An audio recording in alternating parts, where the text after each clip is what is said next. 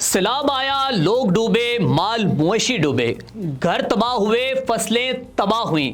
حکمران آئے، عوام کے سامنے فوٹو شوٹ کروایا اور گلوبل وارمنگ کو ذمہ دار ٹھہرایا اور چلتے بنے۔ رکیے، اب ایسا نہیں ہوگا۔ ذمہ دار گلوبل وارمنگ نہیں بلکہ ان حکمرانوں نے خود عوام کی اجتماعی تباہی کے لیے بارودی سرنگیں بچھائی ہیں، اور یہ سرنگیں ہاؤسنگ سوسائٹیز کی شکل میں ہیں۔ سوسائٹیز کو اجازت نامے نہیں، عوام کی تباہی و بربادی کے سرٹیفکیٹ دیے گئے۔ کون ہے اس تباہی کے اصل ذمہ دار اور کس نے دریا چوری کیے، کس نے پانی کے راستوں میں اسکیمیں بنائی، اور اس سے فائدہ اٹھانے والے سیاستدان کون کون ہیں؟ عوام کے جانی و مالی نقصان کے اصل ذمہ داروں کے چہروں سے نقاب اٹھانے کا وقت آ چکا ہے۔ خبریں تو آپ سن چکے ہیں کہ اس وقت ملک کے 3 بڑے دریاؤں میں پانی کی سطح بلند ہو چکی ہے، اور موجودہ صورتحال میں دریائے راوی میں بھی اونچے درجے کا سیلاب آ چکا ہے۔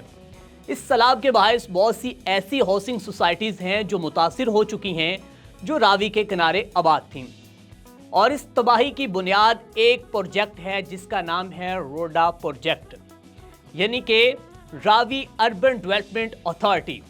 اس پروجیکٹ کا مقصد راوی کے ایک کنارے ایک ایسا شہر آباد کرنا تھا جو لاہور کی تقدیر بدل دے گا، لاہور کے لیے گیم چینجر ثابت ہوگا اور اسے وینس اور ملیشیا جیسا بنا دیا جائے گا۔ لیکن لاہور تو ڈوب رہا ہے۔ کس نے دکھایا تھا یہ خوبصورت لیکن فریبی خواب؟ زیادہ دور کی بات نہیں بلکہ آج سے صرف 5 سال پہلے کی بات ہے کہ جب اس پروجیکٹ کا آغاز کیا گیا تھا، یعنی کہ سال 2020 میں، جب وزیر اعظم تھے جناب عمران خان صاحب، اور انہوں نے اس پروجیکٹ کے متعلق کیا کہا تھا، ذرا آپ خود سن لیں۔ بالکل سکڑتا جا رہا ہے اور وہ بن جائے گا ایک صرف سیوریج کا نالا۔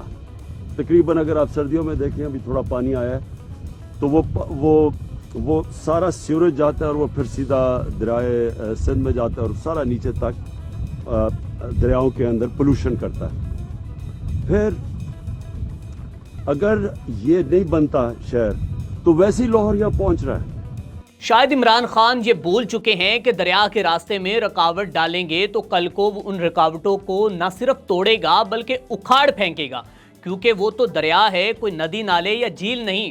اور پانی سے متعلق کہا جاتا ہے کہ وہ اپنا راستہ خود بنا لیتا ہے اور سالوں بعد بھی اپنی زمین سے قبضہ چھڑوانا جانتا ہے، اور ایسا ہی ہوا شہر لاہور میں، اور ادھر بھی پانی نے اپنا راستہ خود بنایا، لوگوں کے گھروں میں داخل ہو گیا۔ اب سنتے جائیے، سال 2021 تھا اور وزیر اعلیٰ تھے سردار عثمان بزدار صاحب۔ اس سال 47 سوسائٹیز کے اپروول دیے گئے اور 14 کو پلاننگ پرمیشن دی گئی، 8 کو ٹیکٹیکل اپروول دیا گیا اور 8 کو فائنل اپروول دیا گیا، جن میں پارک ویو سوسائٹی سرفہرست ہے، الغنی سوسائٹی، الرحیم گارڈن کے مختلف فیسز، النور آرچرڈ، تھیم پارک، اور ان جیسی بہت سی ہاؤسنگ سکیمز اور سوسائٹیز ہیں کہ ان کے مالکان میں سیاستدان شامل ہیں، جن میں ایک بڑا نام ہے علیم خان کا ہے، جو حال ہی میں مریم نواز صاحبہ کے ساتھ شاہدرہ کے مقام پر کشتی میں بیٹھ کر سیلاب کا نظارہ بھی کر رہے تھے، جبکہ دریا کی زمین میں بنائی گئی ان کی اپنی سوسائٹی، لوگ اور ان کے گھر جو ہیں وہ ڈوب رہے تھے۔ روڈا کے نام پر زیادہ سے زیادہ NOC جاری کرنے کا مقصد صرف ایک تھا، زیادہ سے زیادہ مال بنانا۔ اس پروجیکٹ میں ایسی کشش ہے کہ نون لیگ کی حکومت نے بھی اس پروجیکٹ کو جاری رکھے ہوا ہے اور نئے NOC جاری کر رہی ہے۔ ناظرین، PTI کے دور میں روڈا کے منصوبے پر کام زور و شور سے جاری تھا اور لوگوں سے زبردستی ان کی زرعی زمین چھینی جا رہی تھی اور گاؤں کے گاؤں خالی کروائے جا رہے تھے۔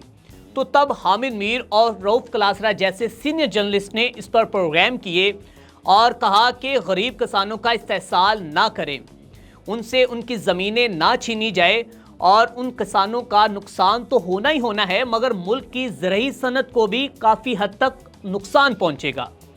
اس پروجیکٹ سے کل کو سیلاب کا خدشہ بھی موجود رہے گا، مگر خان صاحب نے پروجیکٹ پر کام جاری رکھا، اور اس وقت نون لیگ اپوزیشن میں تھی تو انہوں نے بھی اس پروجیکٹ کو تباہی قرار دیا، مگر حکومت میں آتے ہی حالات بدلے، وقت بدلا اور جذبات بدل گئے۔ ناظرین، جب روڈا شروع ہوا تو عوام نے عدالت کا دروازہ کھٹکھٹایا، پھر لاہور ہائی کورٹ سے بڑا حکم نامہ آیا، इस प्रोजेक्ट पर काम को रोकने का हुक्म जारी कर दिया गया, मगर खान साहब कहां रुकने वाले थे। उन्होंने रावी के किनारे पर खड़े होकर न सिर्फ इस प्रोजेक्ट की तारीफों के पुल बांधे, बल्कि लाहौर हाई कोर्ट के इस फैसले को सुप्रीम कोर्ट में चैलेंज करने का भी ऐलान कर दिया। लेकिन शायद तब अदलिया भी कंट्रोल थी और इंतजामिया भी। सुप्रीम कोर्ट ने हाई कोर्ट के इस फैसले को मुअत्तल करते हुए रोड़ा प्रोजेक्ट को जारी रखने का हुक्मनामा जारी कर दिया। याद रखें कि इस प्रोजेक्ट में रावी के मुजाफात में 1.5 लाख एकड़ का रकबा बिल्डर्स के लिए मुख्तस किया गया और 10 बिल्डर्स को फौरी तौर पर एनओसी जारी कर दिए गए। नाज़रीन, इस वक्त इसी प्रोजेक्ट के बायस यहाँ पर दर्जनों सोसाइटीज कायम हैं जिनमें लाखों लोग रहते हैं और इन लोगों के करोड़ों रुपए यहाँ पर इन्वेस्ट हैं, मगर नतीजा ये निकला कि अब उनकी मेहनत से कमाई गई ये सारी रकम खतरे में है, बल्कि उनको बेघर भी होना पड़ रहा है और वो आज जो है वो सड़कों पर सो रहे हैं। वज़ीर आज़म शहबाज शरीफ ने तमाम सूबों के चीफ सेक्रेटरीज को सख्ती से हुक्मनामा जारी कर दिया है कि वो दरिया के रास्ते में मौजूद एरियाज को क्लियर करवाएं और हुकूमत ने अब ये फैसला कर लिया है कि अब ऐसी कोई तामीरात नहीं की जाएंगी जिससे दरिया के रास्ते रुकें और जो नाजायज़ तामीरात मौजूद हैं इन सब पर सख्ती से एक्शन लिया जाए।